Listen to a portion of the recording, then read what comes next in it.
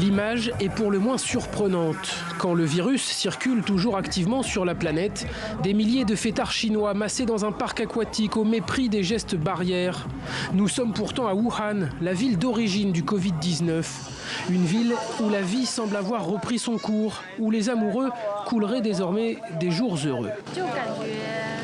On a l'impression que notre ville a souffert d'une grave maladie, mais grâce au temps, aux politiques nationales et aux ressources médicales, elle a lentement retrouvé sa vitalité. Dans les rues, qui ont retrouvé leur agitation habituelle, le masque n'est plus systématique et les habitants saluent la gestion de la crise par les autorités sanitaires. Je ne suis pas inquiet d'un retour du virus, il ne reviendra pas. Il a été complètement éradiqué par nos médecins. Le Covid-19 ne serait ainsi plus qu'un mauvais souvenir. Une exposition retrace d'ailleurs la lutte victorieuse des soignants contre le virus. Mais les choses sont-elles aussi simples qu'elles n'y paraissent? Pour les spécialistes, il est clair que ces images répondent à un agenda politique.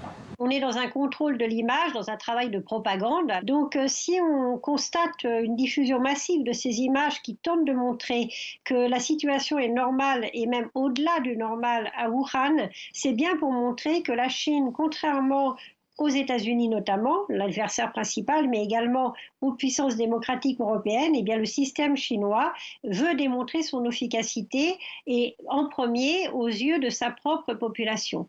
Une communication savamment orchestrée alors que le virus est finalement toujours actif. Les autorités chinoises ont officiellement recensé 9 nouveaux cas sur les dernières 24 heures. C'est moins qu'ailleurs, mais toujours plus que zéro.